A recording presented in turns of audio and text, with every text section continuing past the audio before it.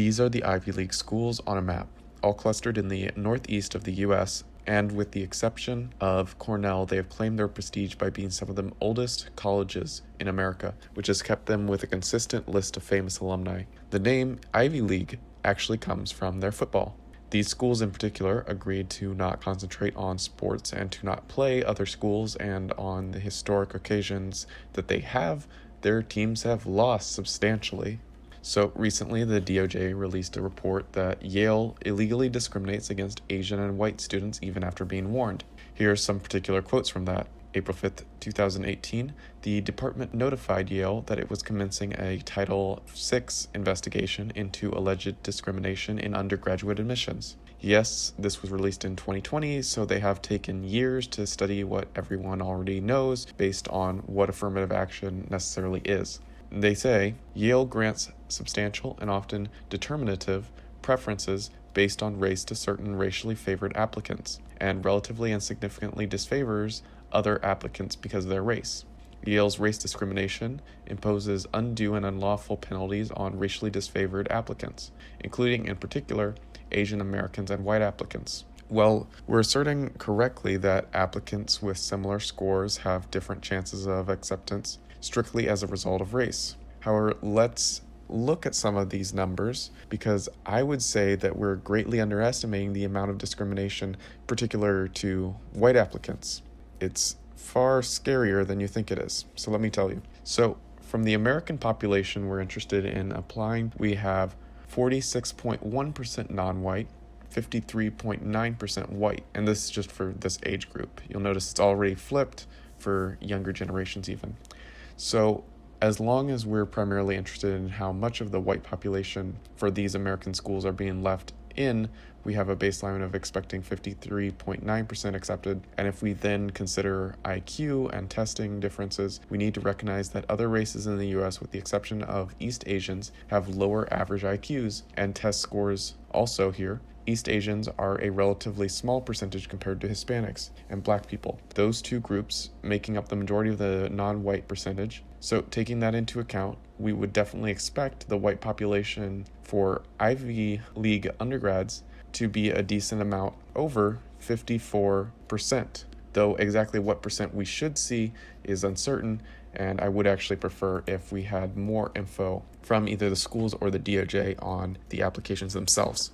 But if I look at the numbers that are provided from the school, and I highlight the population here and the percent white of given totals below, we're not even coming close to scratching the 54% per the numbers provided from these schools. However, this is actually where it gets a bit messy.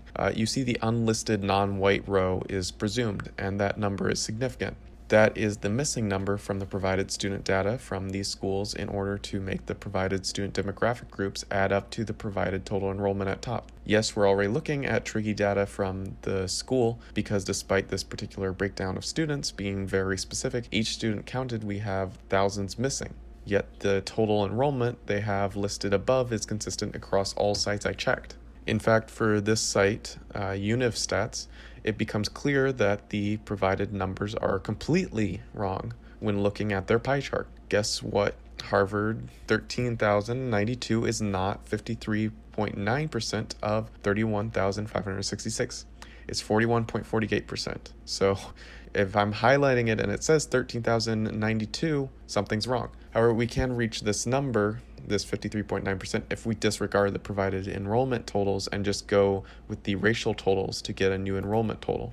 This chart is doing that, where what I'm doing is I'm providing a new total enrollment per school that is a sum of the provided races. However, given what I'm showing you and how specific the numbers are for the white population count and for the total enrollment per school count, I'm quite sure that the actual university life is far less white, though perhaps one of the major groups we might be missing is international, so this could still represent USA reasonably well.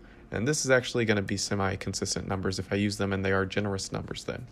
Here, let me show you. A comparison of these charts then, the first which assumes that the white population is listed in full and accurate as provided, and the second which has to change the total enrollments to the sum of the provided numbers for each race, with totals then 38.9% or 50 2.91%. Also worth noting, the DOJ letter went to Yale. So what about these other Ivy League schools?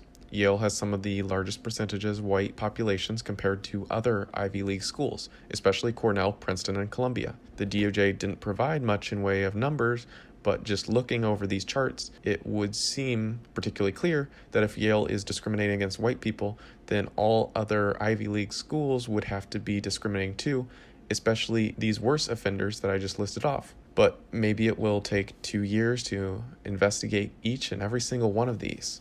But even here, I have to say the lower chart method of calculation is awfully generous and does seem off just on the account that to get these percentages, I have to remove thousands of students from the total, assuming they're unlisted as the international non-American students group. Also looking at other data, the international percent provided might be too much in the first place. Switching to college simply percentages for these schools, I get close to 100% from each school, and international is already separated out for us, which does help us finally estimate white Americans in the Ivy League, which is what I need a good estimate of. Of course, you see that the percentages provided are too rounded, hence a couple of zeros. But if we just have a good approximation of white Americans, that's what we particularly need, and the white group in general is a good middle number actually for us. But regardless, it's already clear, no matter which way we can possibly calculate this, the white percentage, any provided white percentage is well below the population that we would expect for this, but there's a bigger problem. Let's theorize that there is a certain 1.4% of the population that look white, would always be grouped in this exact white percent no matter what, but actually do have unique genetics, different physical features, and certainly a very different culture and religion when they are religious. Could we say this culture is distinct from what we usually think when we say white Americans? The gun-toting, God-loving, the sports-loving Americans. Also, yes, there is some debate over if they are a separate race or not. After all, Chabad.org itself makes an argument that the Jewish people do have enough differences to be a race. They're absolutely an identifiable genetic cluster, who amazingly are 22% of all Ivy League students.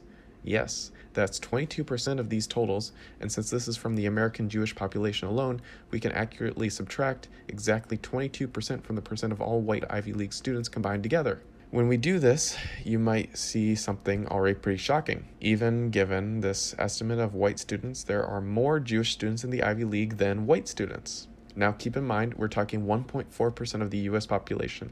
If we subtracted 1.4% from the white population census estimate at the beginning, we get 52.5% white of this age group, and this group is only 21.37% of Ivy League students. And this is actually still being very generous to fill where the DOJ and schools have left holes in their data.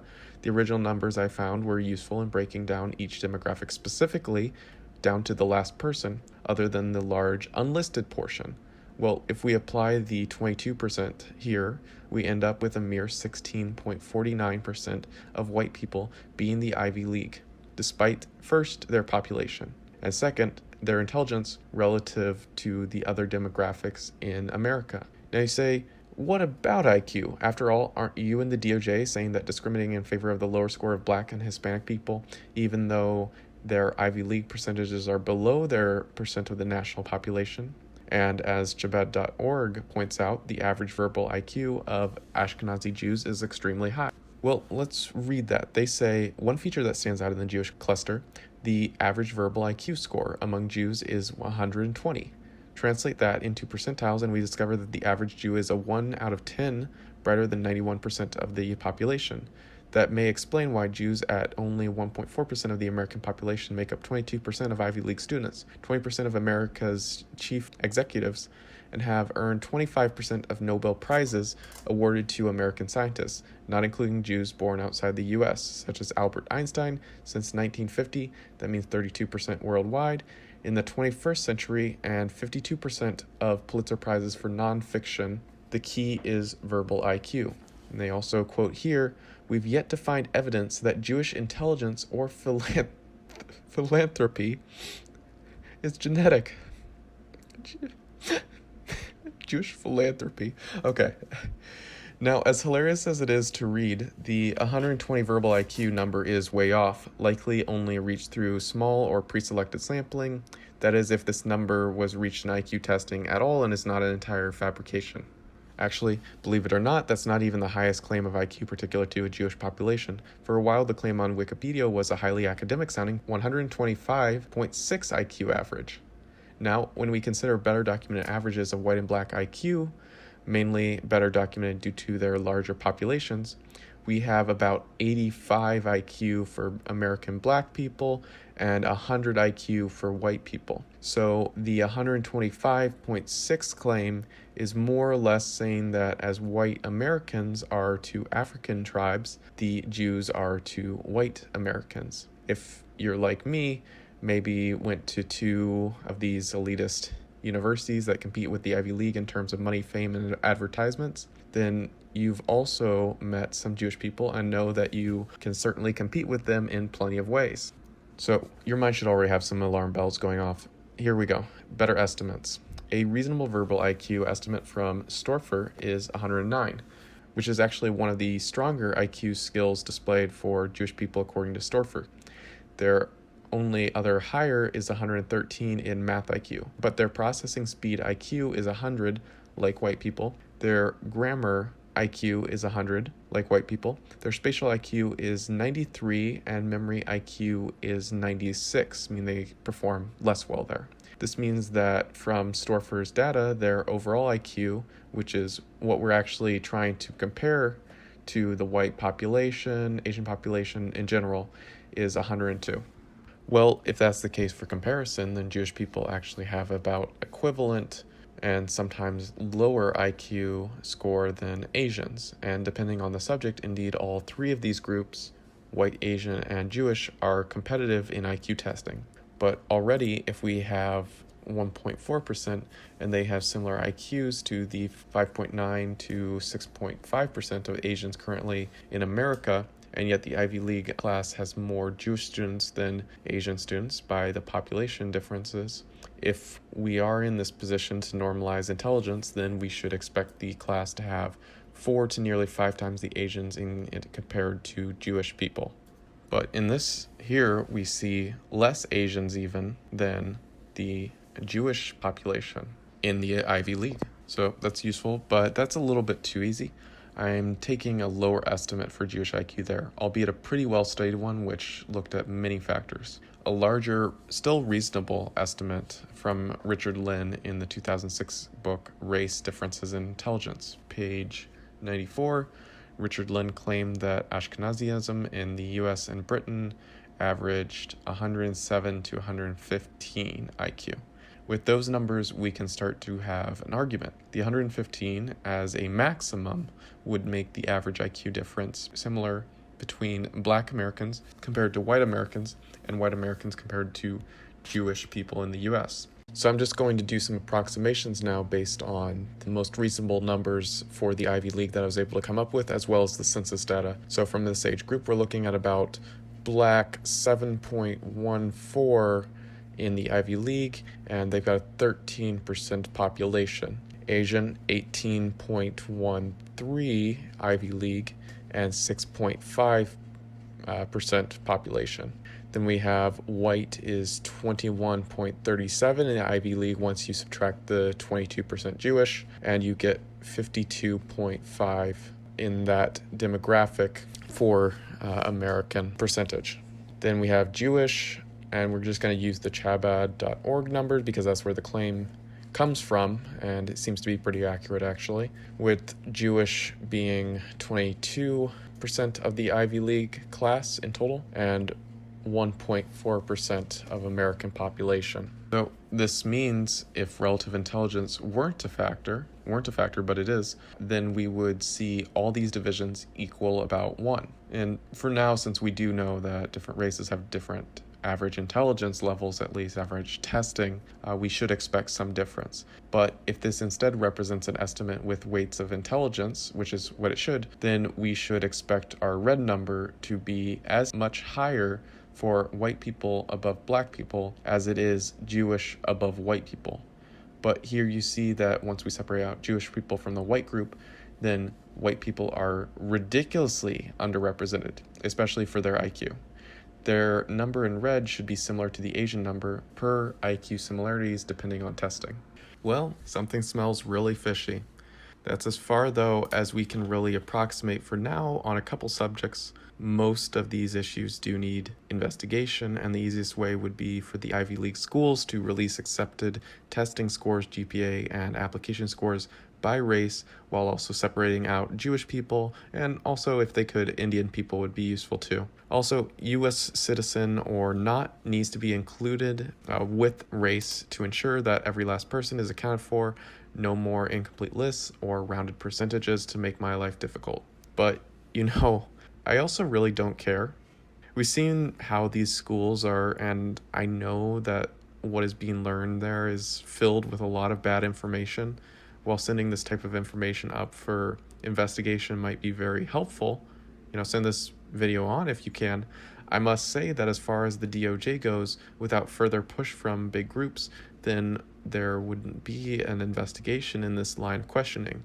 All I can say for now is that I can absolutely show you that the Ivy League discriminates against white people many times worse than what we first heard, far more than against Asians, and the Jewish percent in the Ivy Leagues absolutely seems to exceed their average IQ advantage, but the only way we can clear that up is if we actually get our hands on the tests.